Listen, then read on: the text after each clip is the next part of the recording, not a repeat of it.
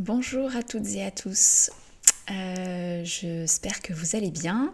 Je suis très contente de vous retrouver de nouveau aujourd'hui pour parler des guides spirituels.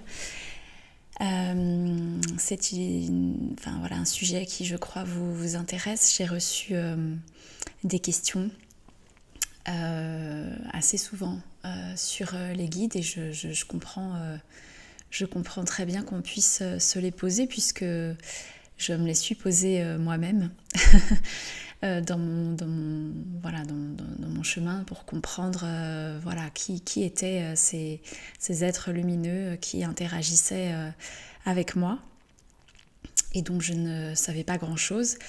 Alors il y aurait beaucoup à dire.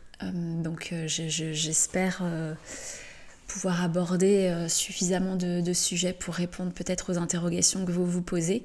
Mais il faudrait sans doute bien plus qu'une seule vidéo pour en parler. Donc bien sûr, si des questions émergent à l'écoute de cette vidéo, n'hésitez pas à m'en faire part et ça pourra faire l'objet d'une nouvelle vidéo si l'occasion se présente. Mais voilà, aujourd'hui en tout cas je trouvais pertinent de pouvoir aborder ce sujet avec vous et de vous parler donc des guides spirituels, je vais les appeler comme ça, de ces êtres énergétiques et autonomes qui évoluent donc sur les plans subtils et qui nous accompagnent vibratoirement parlant tout au long de notre vie et de notre expérience d'humain incarné. Donc les guides, ce sont des entités lumineuses qui, d'après ce que j'ai cru comprendre, ont déjà expérimenté l'incarnation à un moment ou à un autre et la matière physique. Alors pour la plupart des guides spirituels, en tout cas, il y a fort longtemps, j'ai cru comprendre qu'ils avaient vécu l'incarnation, mais au temps premier peut-être de l'incarnation. C'est ce qui fait qu'ils connaissent et qu'ils savent ce que c'est que d'être incarné sur la Terre.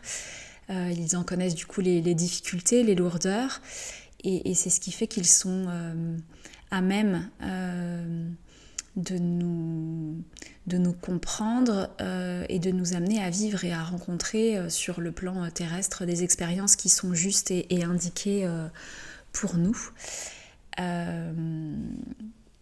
Même si ils évoluent sur une fréquence vibratoire aujourd'hui qui est beaucoup plus élevée que la nôtre, néanmoins ils ont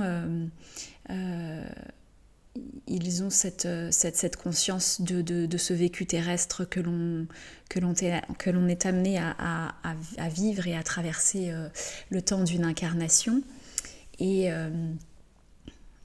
Et vraiment, ils ont à cœur de participer, enfin en tout cas c'est leur rôle, si je puis dire, de participer à notre cheminement en tant qu'être humain et incarné, fait de chair et de sang, sur la Terre, le temps de notre expérimentation terrestre.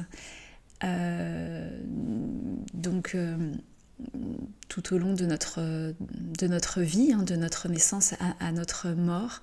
Et ils ont vraiment un rôle important, celui de nous inspirer, un rôle qui consiste à nous guider, à nous inspirer, à nous orienter de façon très subtile, à nous protéger, à nous inciter, à nous pousser à évoluer tout le temps de notre incarnation, de notre naissance jusqu'à notre mort.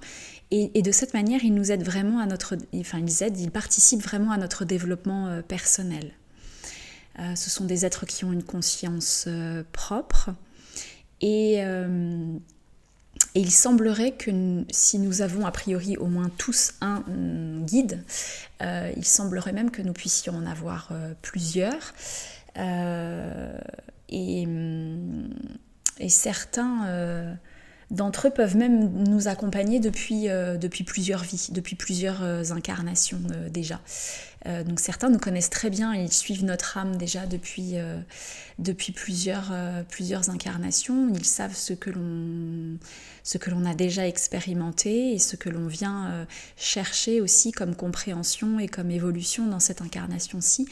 Et c'est en ce sens qu'ils sont particulièrement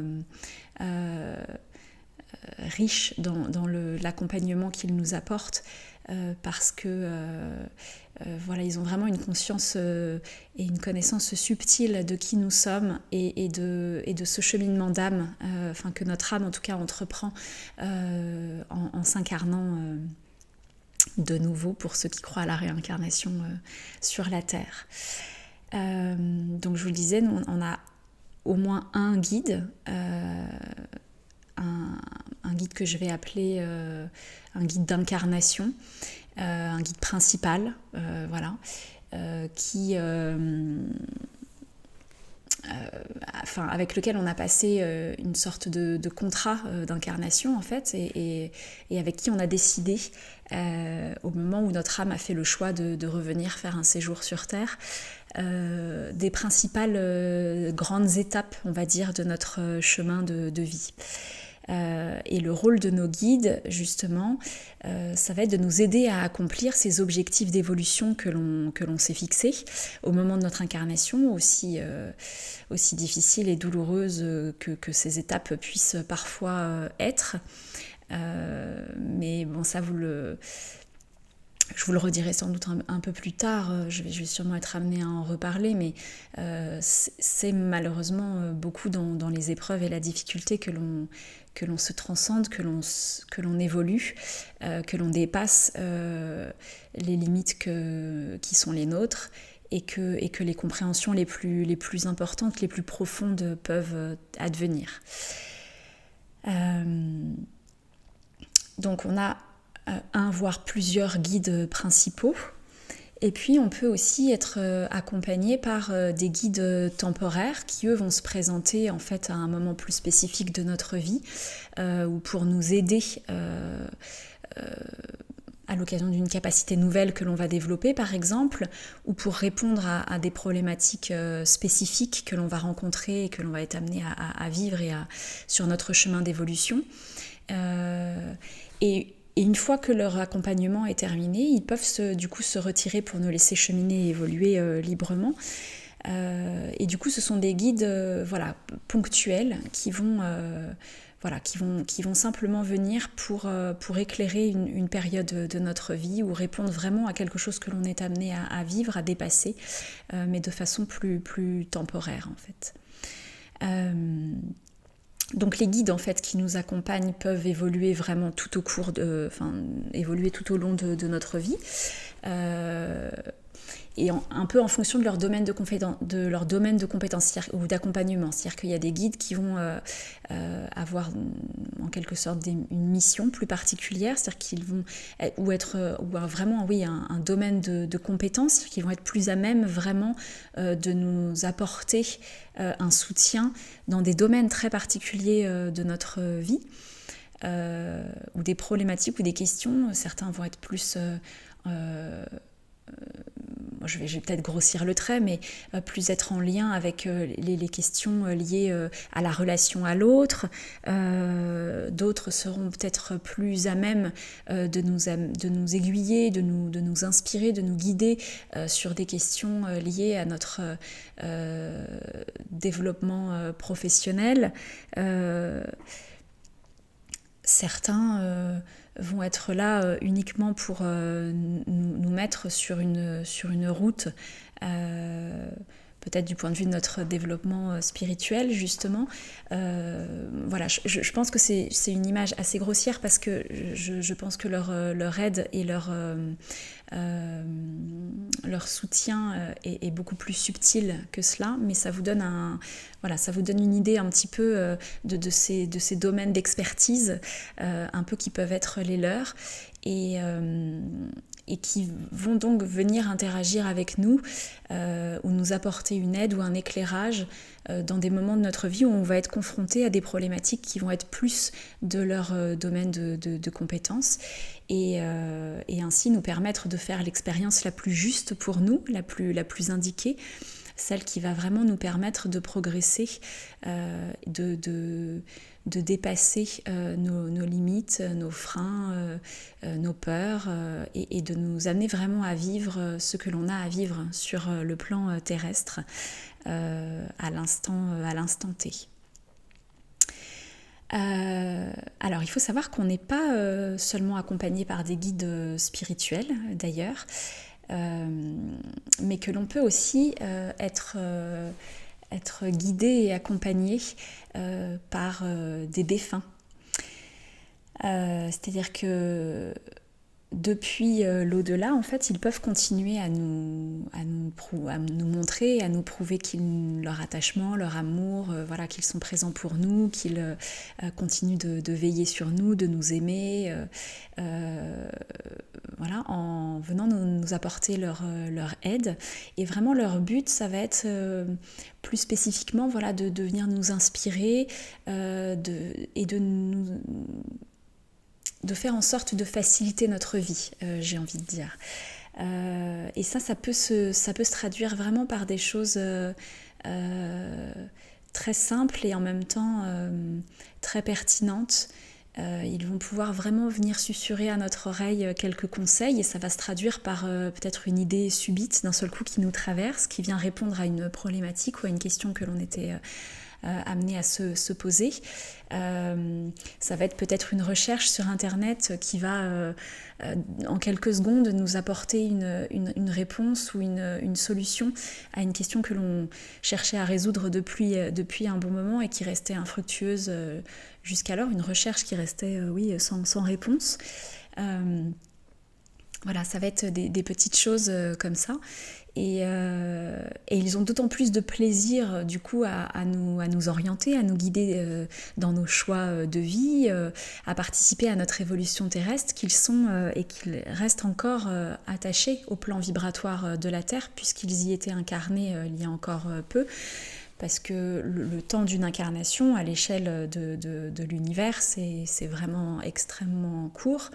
Donc ceux qui sont nos défunts et que nous avons donc connus du temps de notre incarnation, ou si nous les avons très peu connus ou pas du tout, on en a entendu parler par nos parents ou nos grands-parents, et donc ils restent très proches en fait en termes de temps terrestre.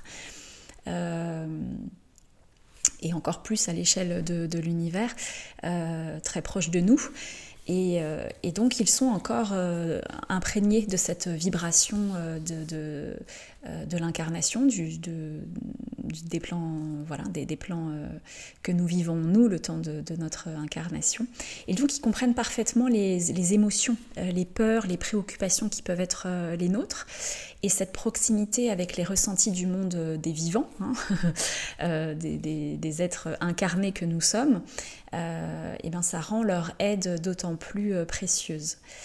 Alors ils peuvent aussi se manifester à nous d'ailleurs sous la forme de rêves, de pressentiments, d'intuition. Ça va même parfois pouvoir être un mot que l'on va entendre avec notre oreille, ou cette petite phrase qui nous évoque voilà, dans cette situation-là, voilà ce qu'aurait dit ma grand-mère. Eh ben oui, c'est peut-être parce qu'elle est justement là, cette petite voix dans votre tête, elle est là en train de vous susurrer. Allez, garde confiance, voilà, trouve les ressources en toi et vas-y. Voilà, donc ça va être aussi des petits concours de circonstances. Un peu comme je viens de l'évoquer avec la recherche sur Internet qui aboutit ou la bonne idée qui surgit, qui se présente au bon moment. Ça peut être aussi l'appel de quelqu'un que l'on connaît qui va nous donner miraculeusement les coordonnées de quelqu'un dont on avait besoin, je sais pas, parce qu'on recherchait un thérapeute adapté pour nous aider à guérir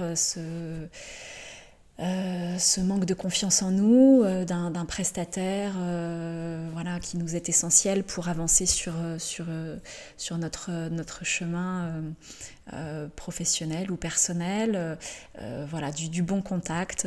Ça peut vraiment se traduire par tout plein de petits signes du quotidien, des petites évidences qui d'un seul coup voilà, dénouent une situation et font que l'on peut avancer plus sereinement et plus facilement. Et d'ailleurs, c'est voilà, une petite chose que je voulais aussi vous dire concernant ces guides défunts qui nous accompagnent, c'est qu'en fait, il est assez étonnant de constater que ce n'est pas toujours les défunts auxquels on aurait pensé qui choisissent de nous guider et qui reviennent nous guider.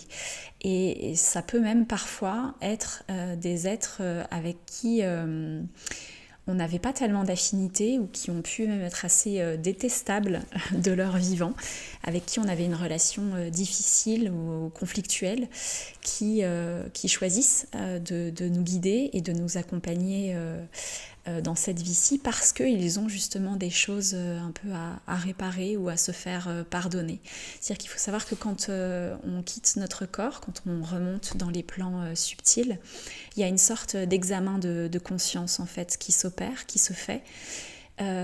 Et d'un seul coup, il y a une conscience extrêmement aiguë et subtile et fine de ce que nos actes, nos comportements, nos mots, nos gestes, nos actions ont pu avoir sur les personnes de notre entourage, sur les personnes que l'on a été amené à côtoyer ou à rencontrer de notre vivant. Et cette conscience accrue de ce que de l'impact que qui nous avons été a pu générer chez les autres, des peines qu'ils ont pu ressentir, des blessures que l'on a pu même de façon très inconsciente, parce que ce que nous avions à vivre dans cette incarnation était peut-être trop difficile, que ça a généré beaucoup de colère, d'incompréhension, de jugement, voilà, font que l'on a pu être des êtres un peu durs par moment, même sans nous en avoir forcément la conscience ou nous en rendre compte, ou en ayant conscience mais sans arriver à dépasser cet état d'être. Et ça, c'est quelque chose que l'on peut avoir, une fois que l'on est passé de l'autre côté, envie de réparer. Voilà. Et alors, bien sûr, on peut aussi avoir des guides d'êtres défunts qui n'ont été qu'amour et bienveillance dans notre vie, de leur vivant, mais bien souvent, voilà, quand on a été que dans ces énergies d'amour, de douceur, de souci de l'autre, voilà, le cheminement, on est amené parfois à progresser sur d'autres plans de conscience et à cheminer différemment, ou en tout cas on n'a pas forcément le même besoin de revenir et d'être très présent, voilà. Mais en fait il n'y a pas de voilà, il n'y a pas de règle, simplement voilà, si un jour vous êtes amené à vous entendre dire ou à découvrir que l'un de vos guides est un défunt que vous avez connu et avec qui vous n'aviez pas forcément une relation très agréable, accueillez-le vraiment avec le cœur, parce que c'est un joli cadeau qu'il vous fait, une belle réparation ou voilà, un joli message aussi voilà, derrière, qui est que ils viennent réparer et nous dire d'une certaine manière combien ils ont pu être désolés de s'être comportés de cette façon-là. Voilà. Alors, une autre question que l'on se pose souvent, c'est comment est-ce que l'on choisit nos guides? Est-ce que ce sont eux qui nous choisissent? Alors il faut savoir que, en tout cas pour ce qui est de notre guide d'incarnation, notre guide principal, on va dire, notre ou nos guides principaux, c'est un choix qui se fait en commun, d'après ce que j'ai pu moi en comprendre, d'après ce que les guides ont pu me transmettre. C'est-à-dire qu'au moment où on fait ce choix de revenir sur Terre, eh bien, il y a une sorte de conseil qui se met en place où on va définir avec nos guides lequel sera le plus pertinent pour nous permettre justement d'avancer sur les questions que l'on souhaite vivre et incarner et se poser le temps de cette incarnation. Sur les évolutions que l'on a besoin d'expérimenter dans les dimensions physiques pour nous permettre justement de dépasser des problématiques, d'évoluer sur certains sujets, de comprendre dans notre chair, dans ce corps de chair et de sang, de ce corps perceptif,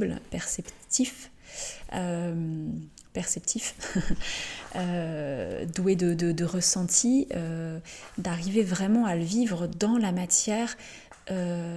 C'est toutes ces expériences que l'on a pu être amené à faire de façon miroir dans une autre incarnation, pour comprendre ce que l'on a pu faire vivre justement à l'autre, ou au contraire, pourquoi est-ce que l'on a vécu et vivre l'inverse dans l'incarnation suivante. Donc en fait, c'est un choix commun qui se fait, d'après ce que j'ai pu comprendre. Mais il faut savoir qu'on a aussi le choix, pendant notre incarnation, de demander à être accompagné vraiment par un guide en particulier, si c'est important pour nous, si on en ressent l'appel, voilà, s'il y a une résonance particulière, par exemple, avec une figure spirituelle,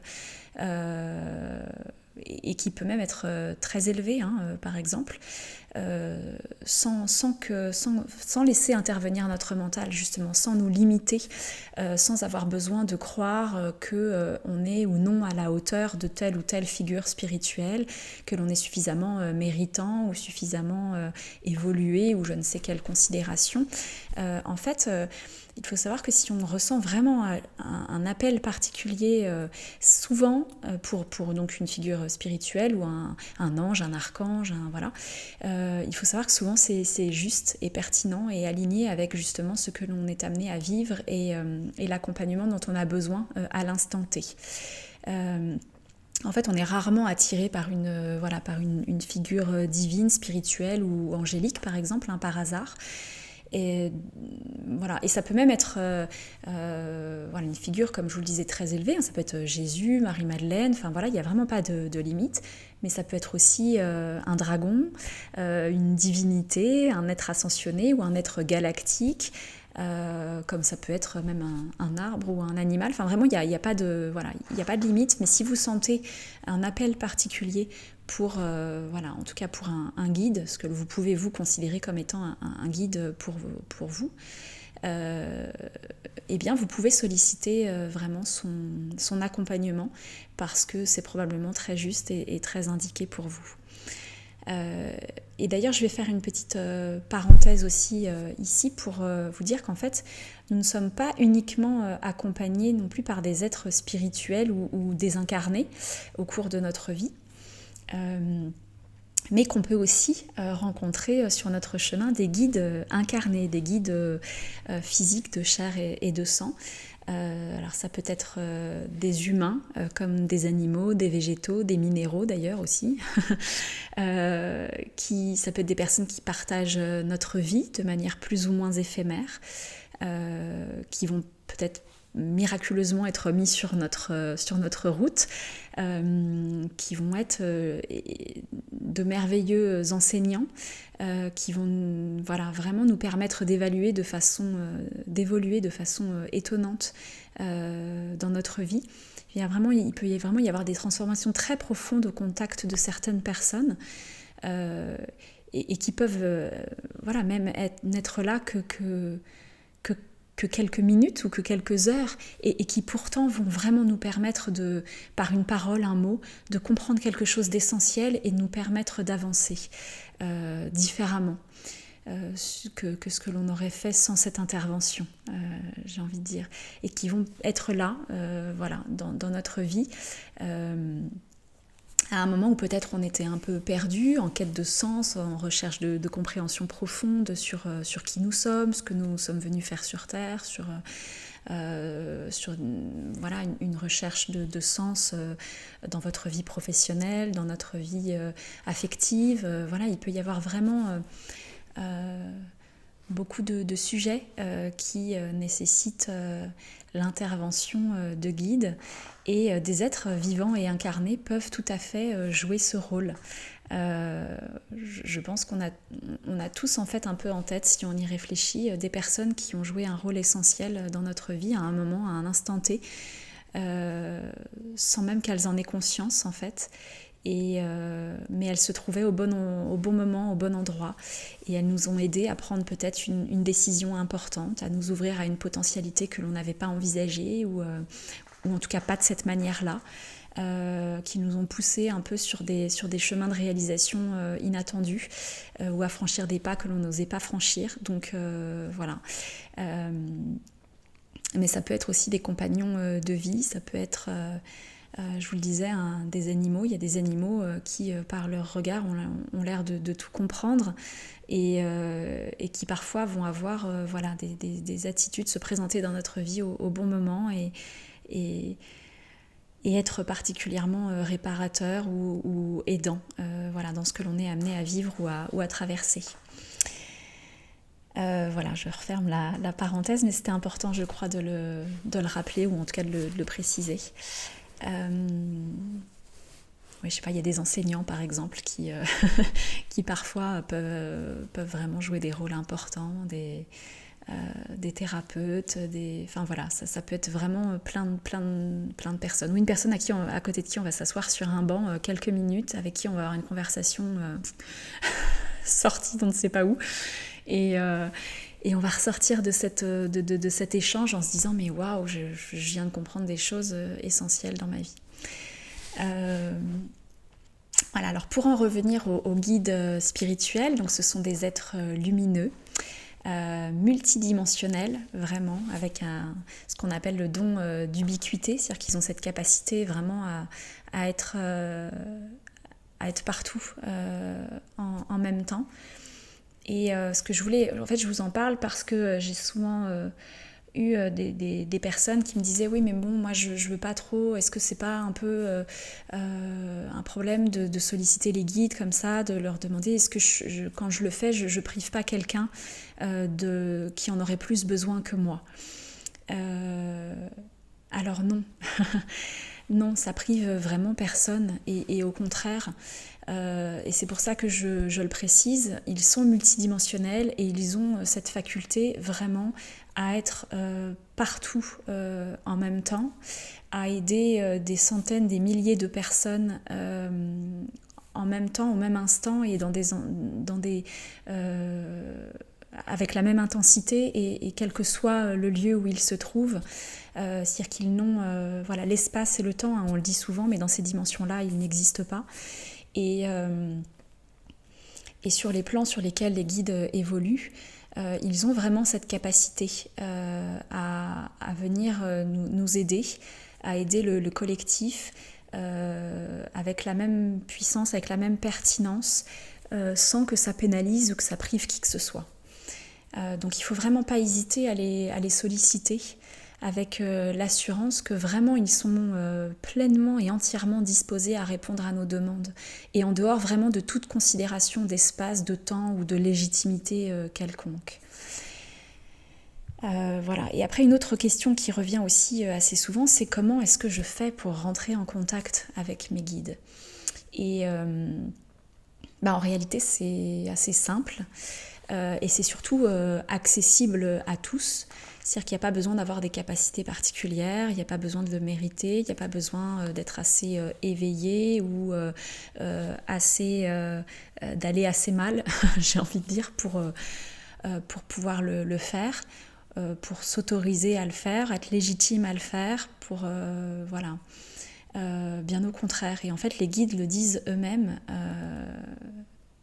ils nous incitent vraiment à leur formuler nos demandes. Et ils le répètent très souvent aussi, c'est-à-dire qu'ils nous accompagnent vraiment sans aucune condition, quel que soit celui ou celle que l'on est, et quelles que soient nos actions. C'est-à-dire qu'il n'y a aucune notion dans les mondes subtils, aucune notion de bien ou de mal. Pour eux, il n'y a que des voies d'expérimentation, de compréhension, d'évolution. C'est-à-dire que quelles que soient nos actions, si l'on est amené à vivre même des choses difficiles ou que l'on est amené à incarner des personnages, parce que c'est un peu ça en fait, hein, on vient juste incarner un personnage. Hein, il y a une des vidéos que j'avais faites où il parlait de pièces de théâtre, mais c'est un peu ça en fait. On vient vraiment, le temps de cette vie, incarner un personnage qui est celui qui va nous permettre de faire les expériences les plus justes et les plus adaptées à ce que nous avons besoin de vivre pour faire évoluer notre âme. Et si on a besoin de venir vivre et expérimenter un personnage un peu sombre et pas très sympa, eh ben c'est ok. C'est ok, c'est juste même, c'est dans le juste ordre des choses. Et on est du coup tout aussi légitime, tout aussi valable, enfin tout aussi méritant, entre guillemets, au fait de demander et de solliciter l'aide des guides. En fait, pour eux, il n'y a vraiment pas de différence entre les uns et les autres. Nous sommes tous venus pour vivre et expérimenter ce qui est juste pour nous. Et quel que soit, voilà, encore une fois, celui ou celle que nous sommes ou les actions que l'on va être amené à vivre et à faire, nous pouvons bénéficier et profiter de l'aide de nos guides pour accomplir ce que l'on est venu accomplir. Alors, donc je vous le disais, ce qu'ils disent, c'est qu'il suffit en fait de demander, de demander l'aide, de demander le soutien, l'accompagnement de nos guides, même s'ils sont là de toute façon. Mais et oui, et d'ailleurs dans tous les textes sacrés, il est écrit demandez et vous aurez, ou aide-toi et le ciel t'aidera. Voilà, donc en fait en réalité c'est vraiment comme ça que ça fonctionne. C'est-à-dire qu'il faut vraiment pas hésiter à leur poser des questions, à leur demander de l'aide de façon consciente, avec le cœur. C'est qu'il faut vraiment y mettre de l'intention. Et en fait, on est assez surpris souvent de constater à quel point ils répondent bien plus facilement et bien plus rapidement qu'on ne peut l'imaginer. Par contre, donc s'il est important de solliciter leur aide et d'en faire la demande, il est aussi essentiel, en fait, avant de solliciter cette aide, d'avoir fait sa part, entre guillemets. Hein. C'est donc le « aide-toi, le ciel t'aidera ». C'est ça, c'est que ce que nous demandent les guides, c'est d'avoir suffisamment déjà œuvré sur le plan terrestre avant de solliciter leur aide. C'est-à-dire que nous sommes maîtres de notre destinée, responsables de notre évolution. Ça, c'est vraiment un point sur lequel ils insistent beaucoup. Et surtout, on est doté d'un libre arbitre. Et ce libre arbitre, ça constitue vraiment une loi universelle contre laquelle les guides n'iront jamais. C'est-à-dire qu'on a vraiment, en quelque sorte, les pleins pouvoirs en ce qui concerne notre destinée, en ce qui concerne ce que l'on souhaite vivre et incarner dans cette vie-ci. Et les guides ne répondront en fait à nos sollicitations que si nous avons fait notre part, entre guillemets. C'est-à-dire qu'ils ne nous apporteront jamais une réponse toute faite, sans qu'il y ait de réel engagement de notre part à être les acteurs de ces changements que l'on a envie de voir advenir en fait dans nos vies, de ces évolutions, de ces compréhensions que l'on est en quête de recevoir et auxquelles nous cherchons à accéder. C'est-à-dire qu'en fait, c'est nécessaire vraiment pour une compréhension vraiment profonde et véritable. C'est-à-dire que si on... je ne sais pas comment expliquer.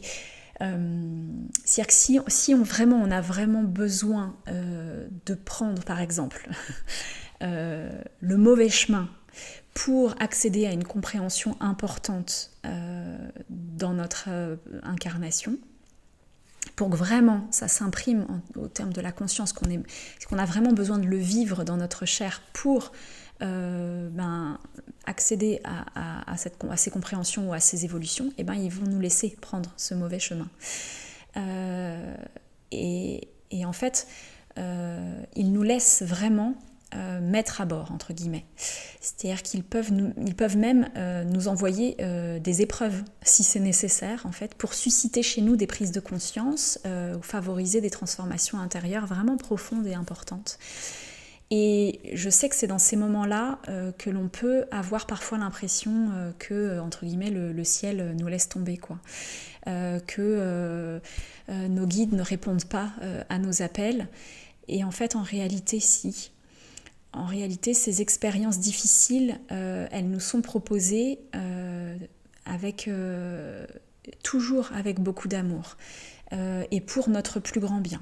Alors c'est une notion qui est difficile à accepter et qui est souvent compliquée à intégrer dans nos dimensions incarnées. Mais en fait, il n'y a pas de punition, il n'y a pas d'acharnement, il n'y a pas des plans divins et des êtres de lumière. En fait, les guides, leur but vraiment, et celui de notre âme aussi d'ailleurs, c'est vraiment de nous permettre d'accéder à une ascension vibratoire, à un niveau de conscience supérieur, plus élevé, entre guillemets. Et l'expérimentation terrestre est formidablement enseignante pour ça. Et donc malheureusement, oui, c'est dans l'épreuve bien souvent que l'on grandit, dans la difficulté, que l'on se transcende, que l'on va dépasser ses limites, que l'on va être amené à faire des efforts considérables pour accéder à des compréhensions, pour se dépasser. C'est vrai que si tout allait bien dans notre vie, il faut être assez honnête aussi, on n'aurait pas ce besoin constamment de recherche de dépassement, de compréhension, de travail sur soi pour aller sublimer notre réalité. Et donc oui, c'est bien souvent dans la difficulté que l'on va arriver à toucher du doigt ces évolutions que l'on recherche. Et ça peut sous-entendre des traversées parfois très compliquées. Mais ce qu'il est essentiel en tout cas de se rappeler, c'est que si on le vit, et si on le vit de façon répétée, c'est qu'il y a quelque chose qui n'a pas été compris ou suffisamment bien intégré. Et les guides vraiment sont là pour nous permettre d'accéder à ces compréhensions que nous avons aussi choisies du point de vue de notre âme. On dit en notre âme et conscience, mais c'est vraiment ça, que l'on a choisi aussi de vivre. Même si on en a perdu la mémoire, et heureusement d'ailleurs, parce que je crois que si on se souvenait de tout ce que l'on s'est mis sur le dos au moment de notre incarnation, je pense qu'il y en a plus d'un qui aurait fait demi-tour assez vite. D'ailleurs, c'est assez amusant parce que les guides nous disent assez souvent que parfois, une fois qu'on est remonté après une incarnation, une fois que l'on est remonté, il y a tout un travail, un chemin, je vous le disais, un examen de conscience, un travail de compréhension, d'intégration de ce que cette vie terrestre nous a amené justement comme compréhension, comme évolution vibratoire, etc. Et on va donc pendant un temps faire le point, continuer notre évolution dans ces dimensions subtiles, énergétiques, vibratoires, donc désincarnées. Et quand le moment est venu pour nous de retourner sur Terre pour refaire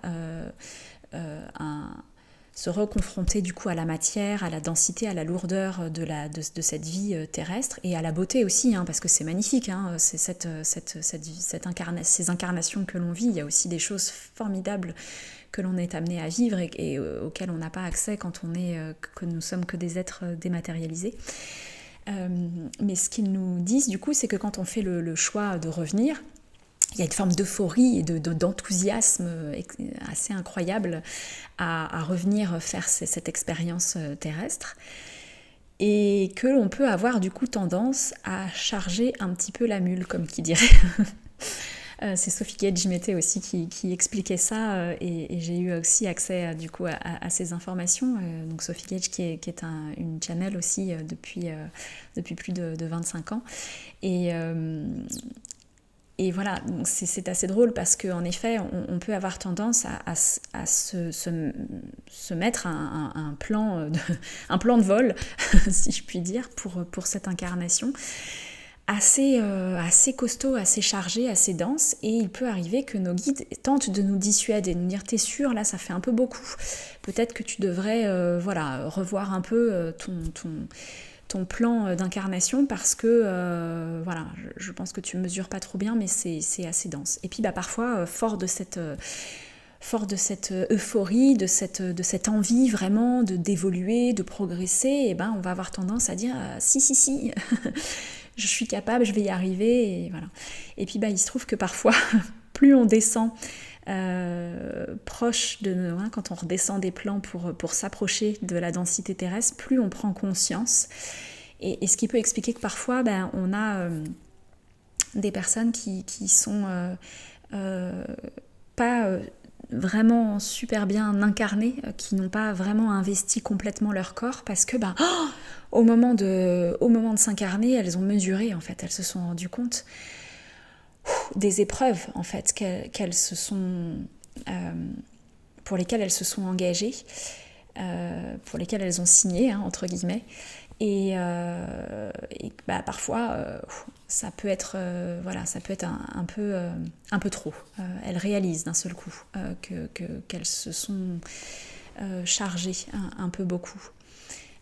Alors parfois on n'a pas besoin de ça non plus pour se mettre des épreuves, on s'en rajoute aussi beaucoup une fois incarné. Il y a aussi tout plein d'épreuves pour lesquelles nos guides nous disent mais en fait t'étais pas obligé de vivre tout ça là, tu t'es imposé des choses parce que les peurs, parce que les limites, parce que la vie terrestre et qu'on peut avoir tendance aussi à se charger plus alors que notre chemin pourrait être parfois plus léger. Donc c'est important aussi de l'entendre et de le reconnaître, même si on n'en a pas forcément conscience et que évidemment on le fait pas consciemment et de gaieté de cœur, mais ce sont aussi un peu des conséquences collatérales à ce que l'on est amené à vivre et à ces émotions qui nous chahutent, à ce mental surpuissant qui nous met pas mal de bâtons dans les roues. Donc je sais plus ce que je voulais vous dire, mais je pense que je vais pas tarder à clôturer cette vidéo parce que ça va faire peut-être long, beaucoup d'informations.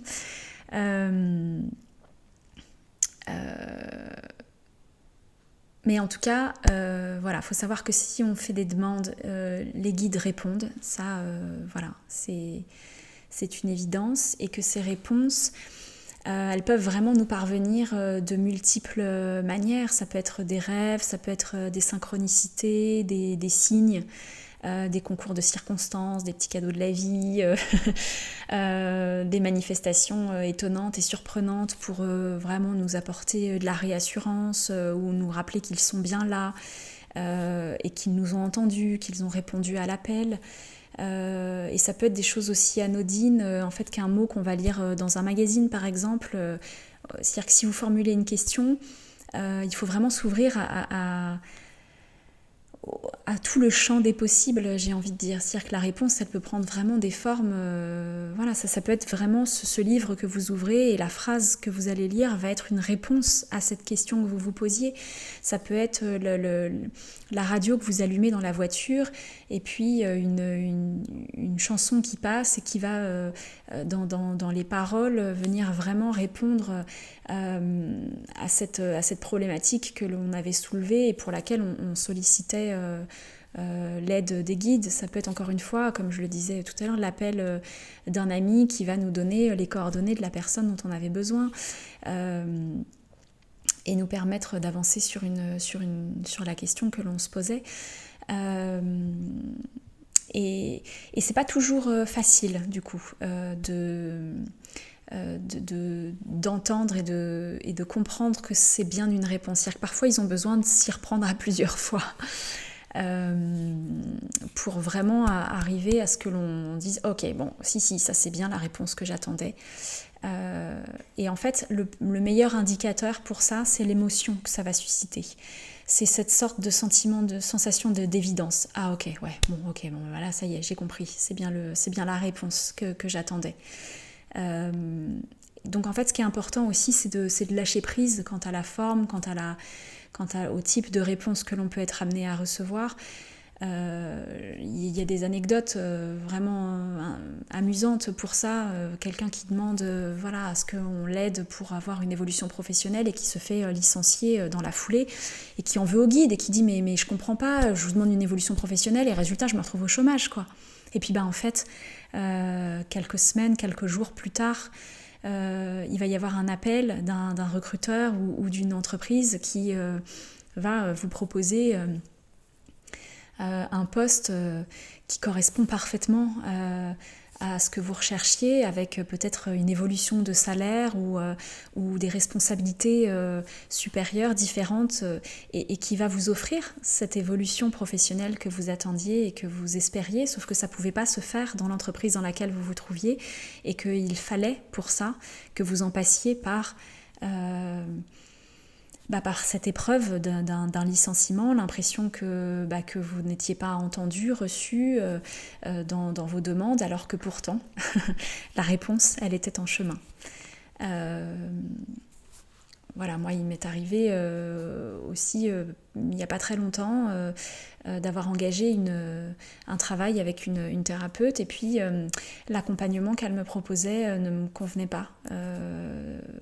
J'étais pas à l'aise, il y avait quelque chose qui me heurtait, qui n'était pas aligné avec qui j'étais. Et j'ai eu peur que ça puisse être aussi des résistances, que ça puisse être mon mental, que ça puisse être ce que le mental, lui, dès qu'il se trouve en situation, on va venir peut-être chambouler ce qui est du domaine du connu pour lui, même si c'est malsain, même si c'est pas la bonne façon de vous mettre en sécurité, mais c'est ce qu'il connaît, donc il va avoir tendance à s'agripper en fait au connu et à vous empêcher par justement tout un tas de mécanismes mentaux, de petites phrases, de doutes, de vous empêcher d'accéder à cette évolution. Donc je me suis bien sûr posé la question de savoir si c'était mes résistances, mes peurs qui d'un seul coup étaient à l'œuvre, si c'était ce mental un peu surpuissant qui essayait de me décourager dans ce travail que je voulais entreprendre. Donc j'ai sollicité mes guides. Je leur ai demandé vraiment de m'apporter une réponse claire, c'est-à-dire que ce soit vraiment de comprendre si cet accompagnement était juste ou non pour moi. Et puis, il se trouve que cette thérapeute, la veille de mon rendez-vous, m'a appelée pour décaler l'heure de mon rendez-vous. Je me suis dit, bon, tiens, c'est étonnant, mais voilà, c'est OK pour moi, l'heure me convenait, donc je ne me suis pas formalisée. On a du coup changé cette heure de rendez-vous. Et puis, le lendemain matin, alors que j'étais prête, je m'étais dépêchée pour pouvoir être à l'heure sur cette heure de rendez-vous qui était plus tôt dans la journée. Que j'avais vraiment mon sac sur le dos, mes clés à la main, prête à partir, je reçois un SMS qui me dit que finalement l'heure sera pas celle que l'on avait convenue par téléphone la veille, mais finalement une autre heure. Et puis la façon de m'imposer cette nouvelle heure, me heurte un peu. On me demande pas si ça me convient, si c'est OK pour moi, si ça demande à nouveau que je m'organise. Non, ça m'est imposé. Et puis je me dis OK. Donc je réponds que c'est OK pour moi et que je serai présente à l'heure finalement indiquée. Et puis je fais la route. C'est à plus d'1 heure de chez moi. Donc je fais la route, je fais le trajet, je me gare. J'avais prévu un peu d'avance parce que j'aime pas être en retard. Et à l'instant même où je tourne la clé pour couper le moteur, je reçois à nouveau un SMS qui me dit finalement ce sera à l'heure initialement prévue, donc 1 heure plus tard, et c'est ça où on annule.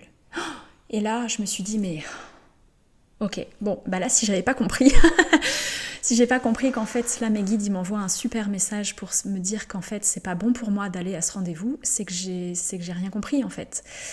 Et donc j'ai posé le choix de mettre un terme à cette thérapie qui, si j'étais honnête avec moi, en fait, dès le départ, ne me convenait pas. Et était pour moi un peu maltraitante, justement. Donc voilà pour vous, simplement ce petit exemple personnel pour illustrer et vous montrer à quel point parfois on est amené à aller loin dans l'épreuve de ces signes, de ces réponses que nos guides nous envoient, pour vraiment les intégrer et les comprendre, et combien ils sont obligés de nous apporter des répétitions, combien parfois ils vont être... Donc s'il y a des répétitions comme ça, c'est qu'ils vous répètent « Ouh, t'as pas compris la première fois, donc je te le redis une deuxième fois. Non, c'est pas juste d'y aller une troisième fois. » Et puis bon, voilà. Mais on est libre, encore une fois, nous avons notre libre arbitre. Donc j'aurais très bien pu faire le choix de m'infliger ça et d'aller quand même à ce rendez-vous et de continuer de me mettre dans une situation où cette relation thérapeutique n'était pas juste pour moi. Je dis pas qu'elle n'était pas juste pour d'autres. Je dis que juste pour moi, c'était important là, à ce moment-là, que moi je puisse poser mes limites pour me respecter. Et que c'est peut-être pas la juste et la bonne thérapeute pour moi. Elle peut être vraiment très pertinente pour beaucoup d'autres, mais là, en tout cas, dans ce moment de vie, c'était pas juste pour moi. Voilà, donc c'est là où on a un véritable travail à faire de confiance aussi dans le fait que la réponse va nous être apportée et quand elle arrive à dire ok, c'est ma réponse, je l'ai et je fais confiance. Voilà, parce que finalement ce qui nous perturbe bien souvent c'est le mental qui s'emballe et qui s'en mêle et qui vient semer le doute et les interrogations. Voilà, c'est ce qui fait toute la différence dans notre capacité donc à recevoir et entendre les messages de nos guides. C'est simplement bien souvent de faire confiance et d'accorder cette confiance à nos ressentis, à nos perceptions, à nos guides, voilà. Et à identifier, à être capable d'identifier et d'entrevoir dans des manifestations aussi anodines qu'elles peuvent l'être parfois dans notre quotidien, mais de les recevoir vraiment comme une réelle guidance, entre guillemets, comme une réelle réponse en tout cas aux questions que l'on s'était posées. Voilà, bon, je pense qu'il y aurait encore énormément de choses à dire, mais je vais m'arrêter là pour aujourd'hui. J'espère que ça vous aura éclairé un peu, que ça vous aura apporté quelques réponses à des questions que vous pouviez vous poser quant à ces guides spirituels qui nous guident et qui nous accompagnent, quant à leur nature, quant à le type d'accompagnement qu'ils peuvent nous apporter. N'hésitez pas bien sûr à me poser vos questions si ça a fait émerger des interrogations nouvelles. N'hésitez pas à me les partager en commentaire, j'y répondrai vraiment avec grand plaisir si j'en suis capable, si j'ai l'info. N'hésitez pas non plus à faire preuve justement de libre arbitre et de clairvoyance et de faire appel à vos ressentis. S'il y a des choses qui vous semblent pas justes, pas alignées ou que vous avez eu d'autres compréhensions, c'est ok. Faites confiance à ce que vous avez comme ressenti, comme information et comme compréhension. C'est ce qui est le plus important. Je le répète souvent, mais vous êtes la personne la plus importante et à écouter et à suivre, parce que notre premier guide, en fait, c'est notre guide intérieur. C'est notre moi supérieur, notre âme qui nous guide et qui nous oriente. Et c'est ce guide intérieur qu'il est aussi essentiel et important de contacter. C'est d'être à l'écoute de vos ressentis. Et mon dernier exemple est assez éclairant pour ça. C'est-à-dire que si vous vous écoutez, en fait, vous avez en vous les justes réponses. Vous avez en vous tout ce que vous avez besoin de savoir, d'entendre et de comprendre. Alors parfois c'est difficile d'y accéder et c'est là où c'est intéressant de solliciter l'aide de nos guides. Mais avant tout, faites appel à votre guide intérieur, à votre guidance, et c'est au niveau du cœur vraiment que ça se situe. N'hésitez pas vraiment à vous poser la question, si vous avez une question, une interrogation, quelque chose qui se présente dans votre vie, et vous êtes perdu, vous ne savez pas quoi faire, vraiment prenez le temps de respirer, de vous positionner là au niveau du chakra du cœur Et si vous sentez que ça se crispe, que ça se ferme, c'est que c'est pas juste, c'est que c'est pas aligné. Si au contraire, voilà, quand vous cherchez à savoir est-ce que c'est bon, est-ce que c'est juste pour moi, si ça se dilate, si ça s'ouvre, si c'est chaud, si vous vous sentez bien et que c'est rassurant, que votre souffle est calme, tranquille et qu'il y a même peut-être de la joie qui émerge, alors c'est que c'est ok, vous pouvez y aller. Voilà, mais faites confiance à votre guide intérieur. C'est important. Voilà, sur ce, je vous souhaite une très très belle journée. Je vous le rappelle parce que c'est important pour faire vivre cette chaîne. N'hésitez pas à liker, à partager autour de vous, à vous abonner si ce n'est pas déjà fait et que ce contenu vous a plu. À activer la petite cloche pour être prévenu quand je poste de nouveaux contenus. Je vous embrasse très fort, je vous souhaite une merveilleuse journée et puis je vous retrouve très vite pour d'autres messages, d'autres partages, d'autres contenus par ici.